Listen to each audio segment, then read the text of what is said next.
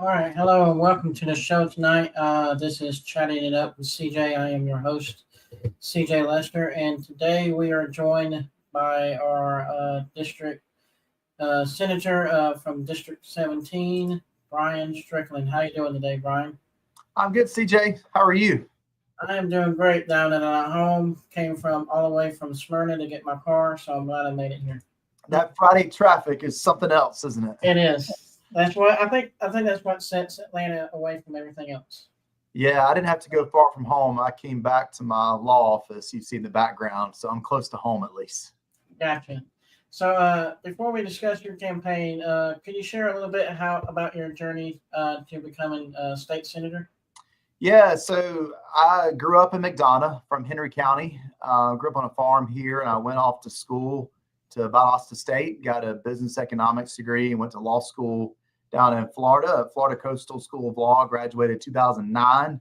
I say that to say the journey started there because I started practicing law here in McDonough, general practice, trying cases of all different types, representing people and all different types of cases here.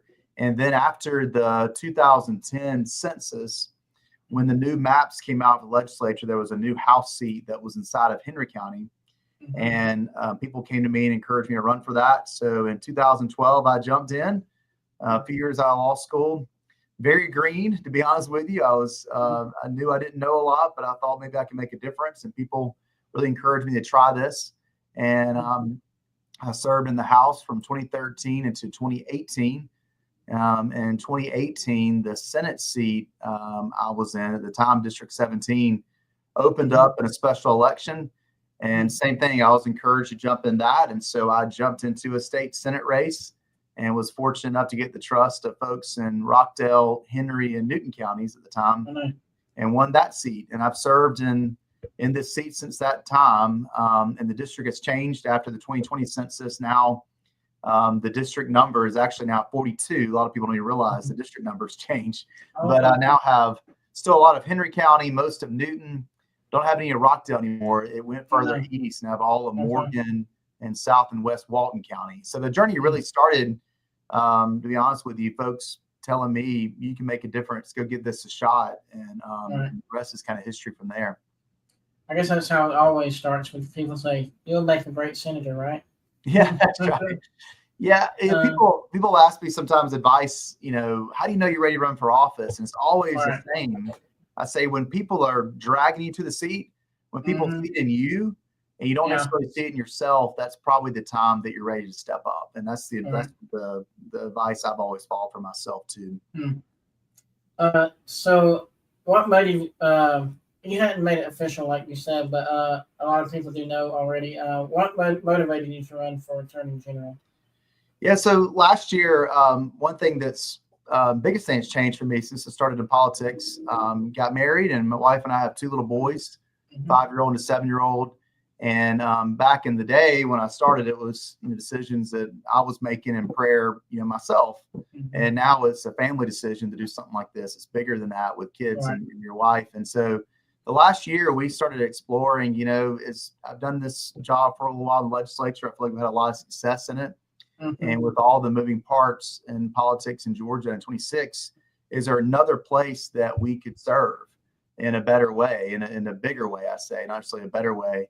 And that's where the more we thought about it, and going back to where I started, and more people started pushing me saying, we see you in the Attorney General spot.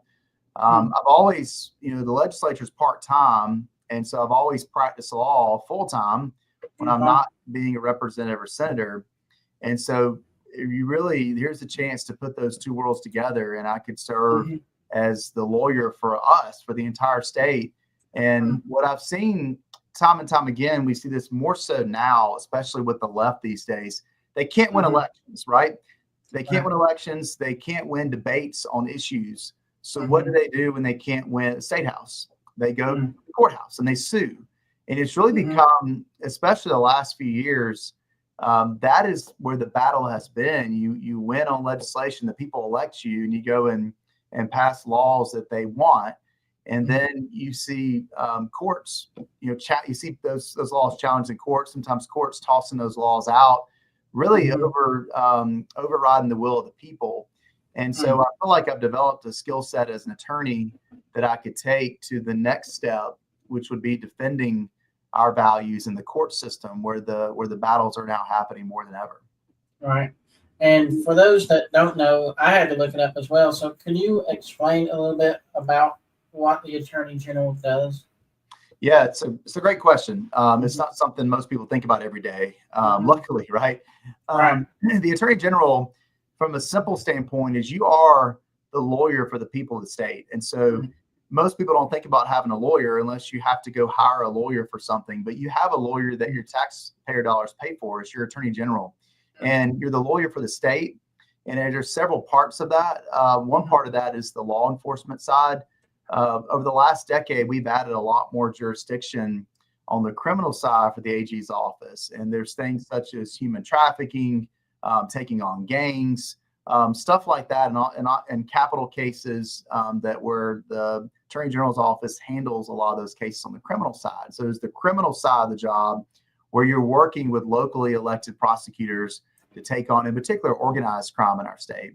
And then there's the civil side, which is really the more traditional side of the office.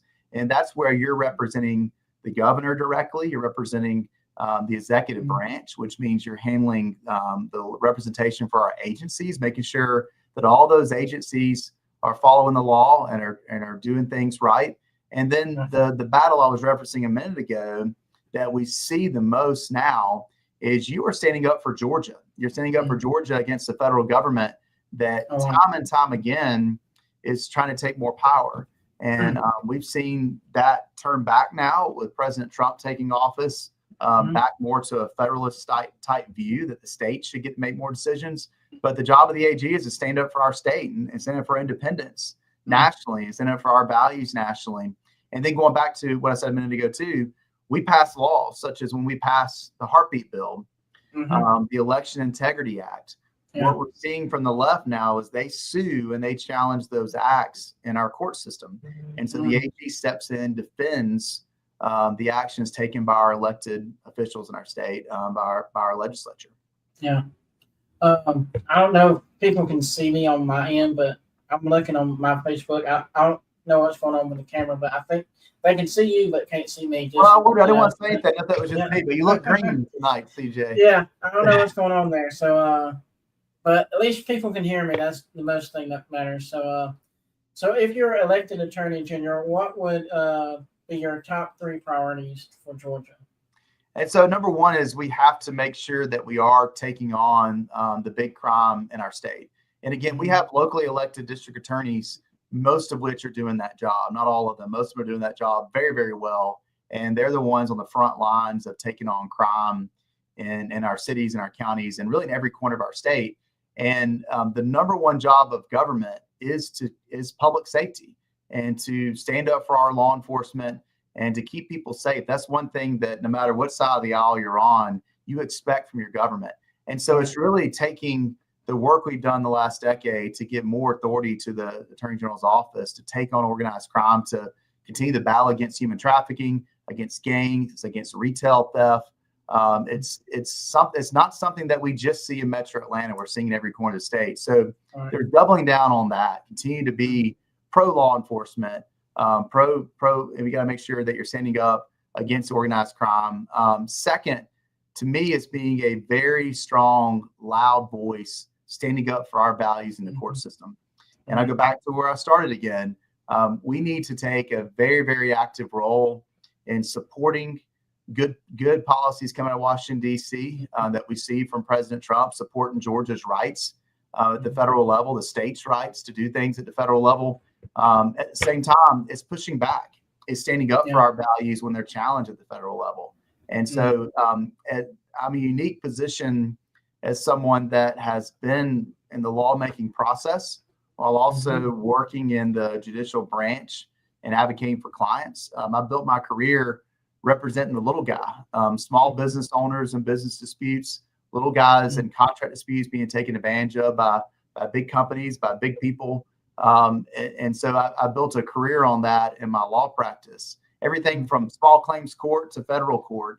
And so it's taken on that same role as a litigator. and fighting and standing up for our values in the court system as well. Okay. Because when I looked it up, that's what it basically all was saying.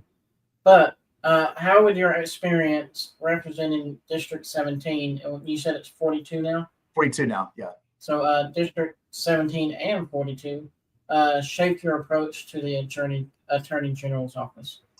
Yeah, so everybody, I think, in the legislature thinks their district is the best, right? We all represent the entire state, but we're elected by our districts.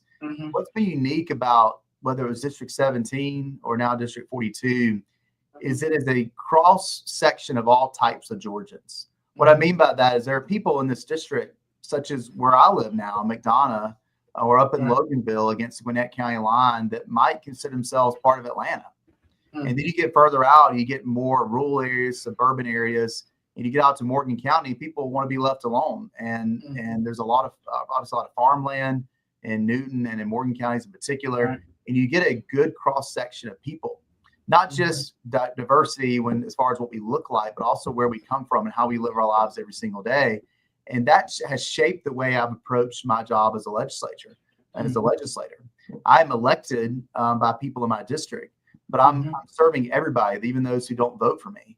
And so I try to make sure I've always take on not just the political hot button things, but actually accomplish real stuff, real policy changes that aren't just campaign slogans. And so I've made a career of doing that. And we've got lots of things we've done that we could talk about as a legislator. I want to go to the AG's office and do something that also might be a little bit unique in some places, and that's do the job. I want to be the guy that maybe you still aren't thinking about the AG around your kitchen table because the AG is doing their job.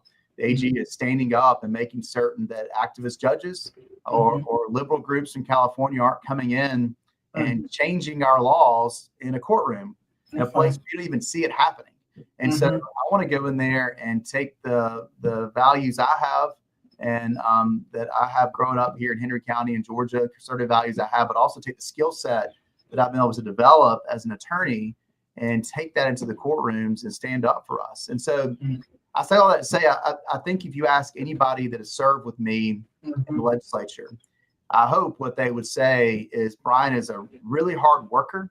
He actually gets things done. He doesn't just go up there and talk. He's not a talker, he's a walker. And that's what I've always wanted my reputation to be. And that's what I want to be as Attorney General. And that's how I want to approach that job. And I say all that to say the question was, how has your district shaped you? That's how I didn't get to, my district politically has never been a deep red or even a pink district. There are times it's been blue.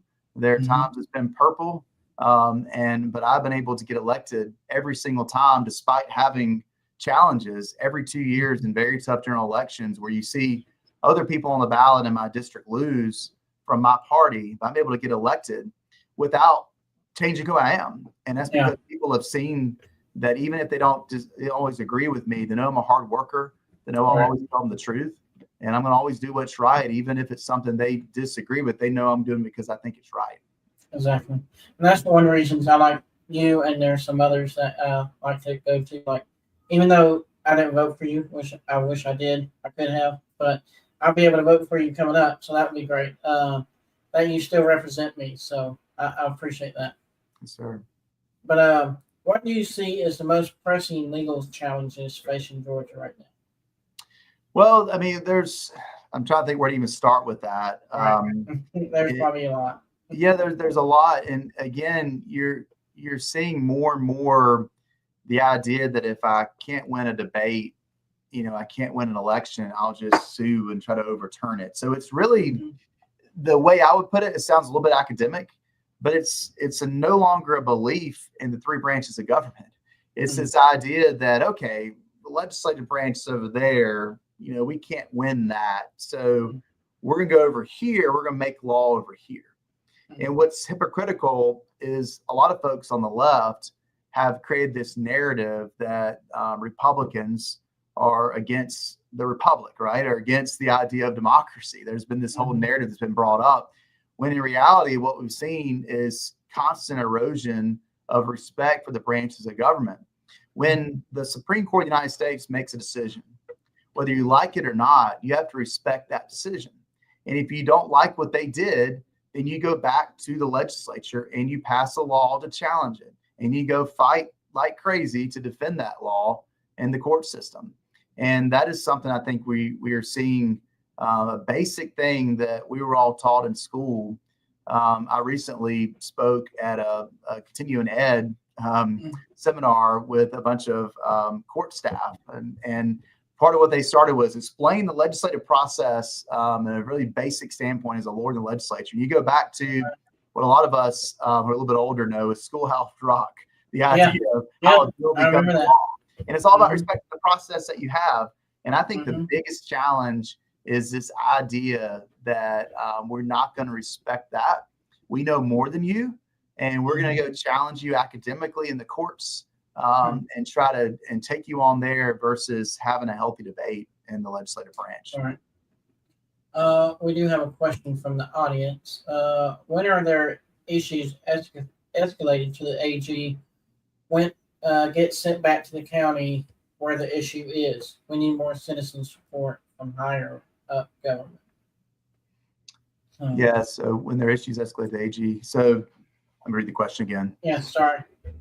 I don't know if it was a question. I guess it was more of a statement. Yeah, more of a statement. No, that's right. Yeah. Look, if there's one thing I think I want to leave for sure tonight with is we have to be more engaged up and down the ballot, and from local government all the way up. There's this tendency that I've noticed even in the legislature for the media to just focus on the federal government. And there's a lot going on in Washington that's very important, but nothing impacts your life more than what's happening here in your own backyard. And it's bothered me to see the lack of media coverage of the legislative process. You think that's bad? Look at the lack of coverage of what's happening in your own backyard with your own local government. When you get your tax bill and you see where all your money's going, obviously the federal government's taking a lot of your income, but look at where your property tax money's going. And so it's a great point that no matter what the office is, we need more people engaged, because the more engagement you have, the more you're going to hold politicians accountable.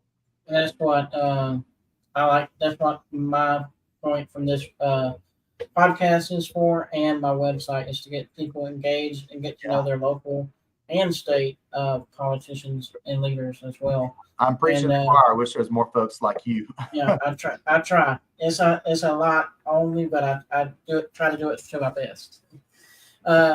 She was saying also that when we reach out to the AG with a county issue, we get sent back to where the problem is. So no support. So I guess, because I think the biggest thing right now in Rockdale County, and I'm sure you heard, is I think it's House Bill 238. And the governor vetoed it. So like the talk's been here in Rockdale County for a while.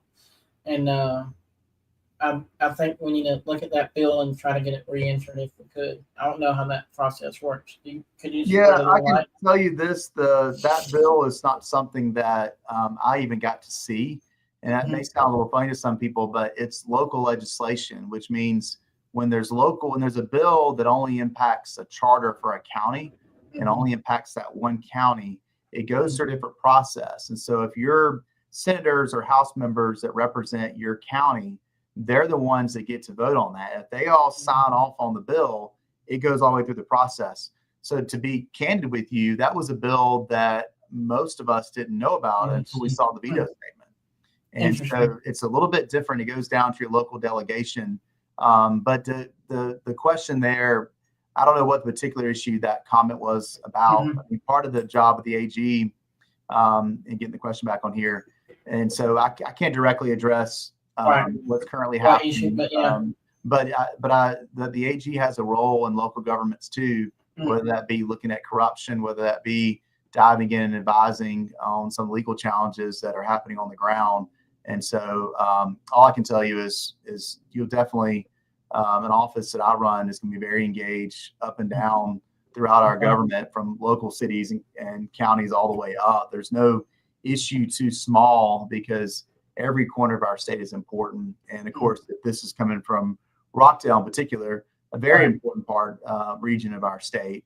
But even if it's some small corner of our state where 10 people live, everybody deserves to have the laws upheld in their part of the state. And that's part of the AG's job.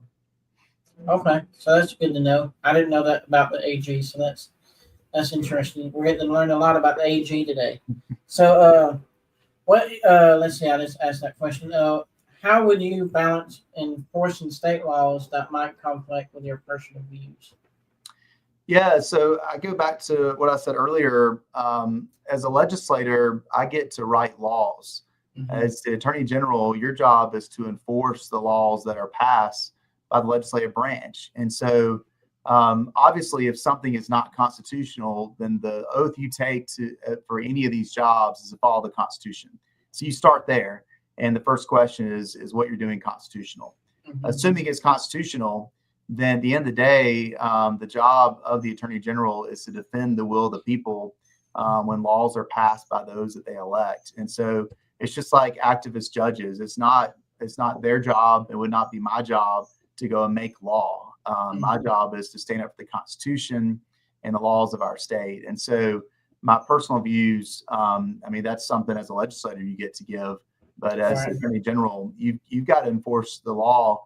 And if you may personally disagree with, and maybe it's a law I didn't vote for. I don't vote for every bill, obviously. But I respect when it's the will of the people and it's something that the people of our state want and it's consistent with our Constitution. You have a job to fight for it. Hmm. And what is your stance on like criminal justice reform in Georgia? I know we got, I guess, pretty good one here. Would you make it stronger, or how? What's your views on there? So criminal justice reform. I know it's a big umbrella.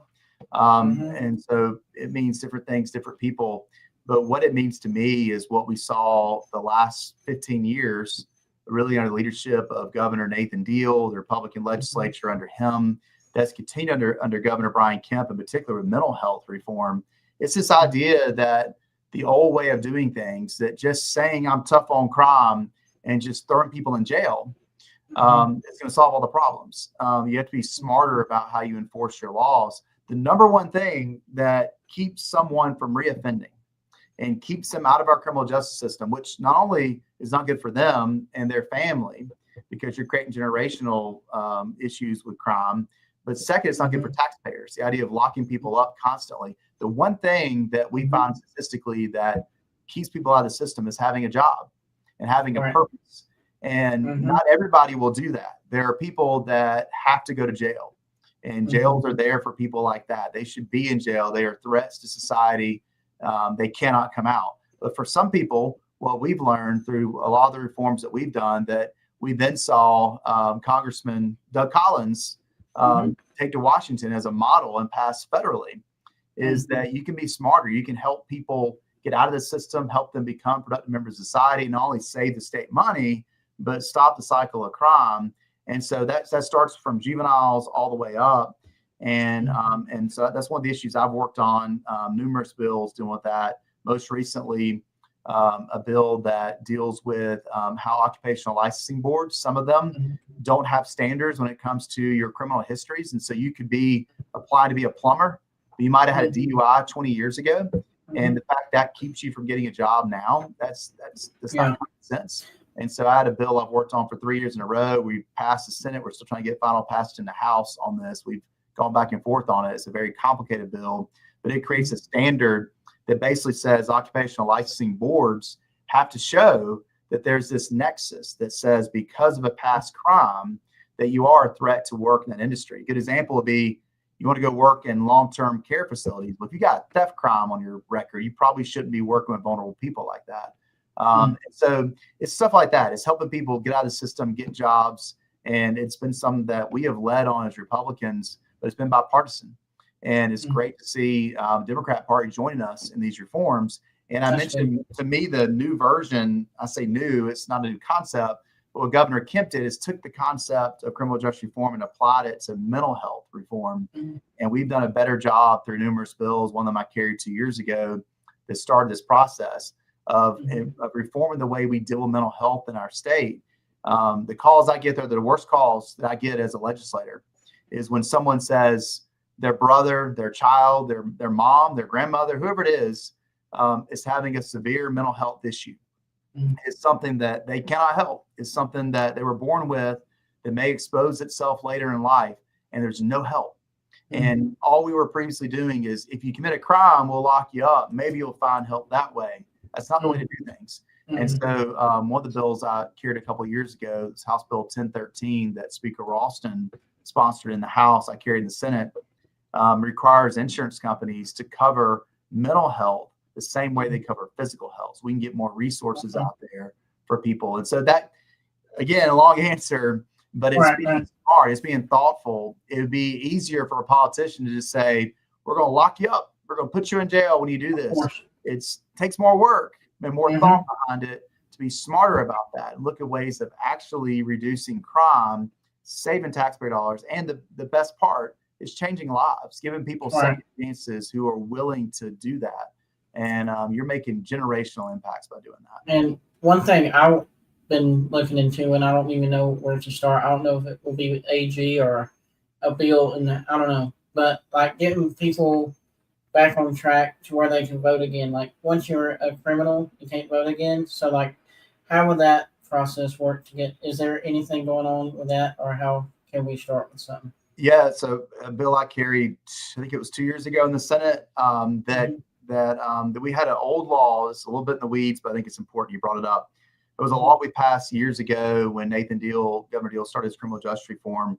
They created a way for people that are first-time offenders or they haven't had a crime in a long period of time, and they're treated almost like first offenders.